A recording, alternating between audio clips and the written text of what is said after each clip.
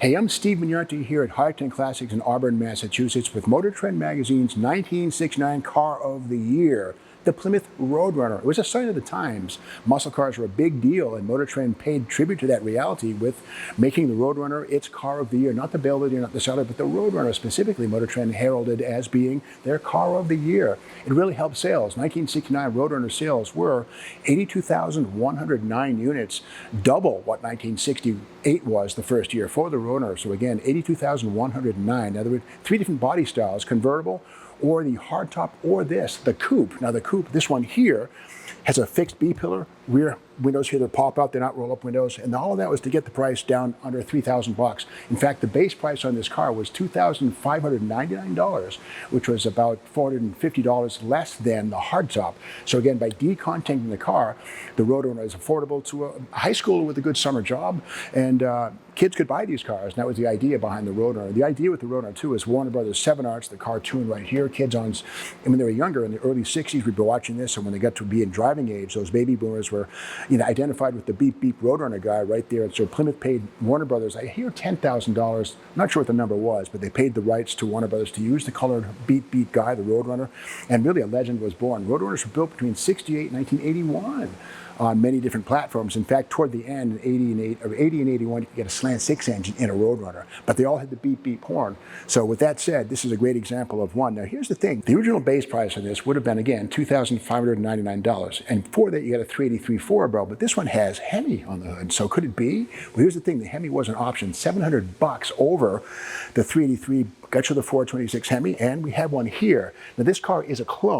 With that said, it was definitely a real 383 Roadrunner. The VIN has RM21, H383 car, but now the mighty 426 Hemi takes the place of the 383. It's properly rendered with the air grabber hood, and this one does have a single 4-barrel of an M1 Mopar performance intake, so a single Holley carburetor, which is okay. Some folks don't want to mess with dual quads, so under that air cleaner right there is a single 4-barrel. If you don't want to do tuning and stuff like that, it's good, it's not a problem.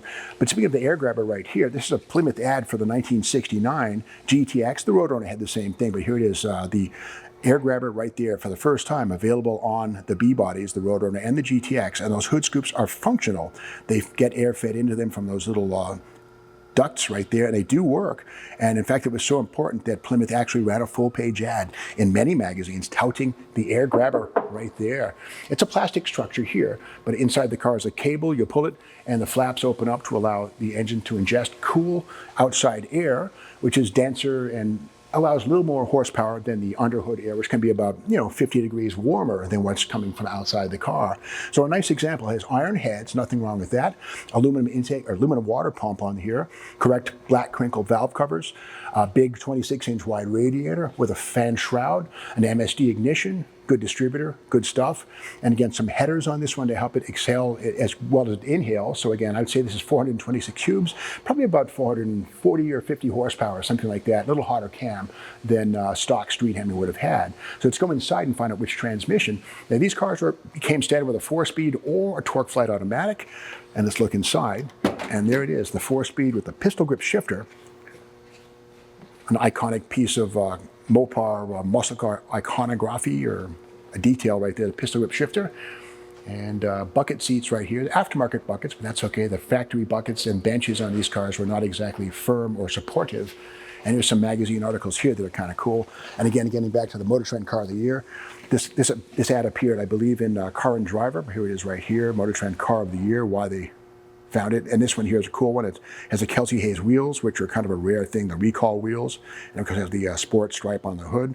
And of course, as a function of the Car of the Year, here's some testing that was done by Hot Rod Magazine right here.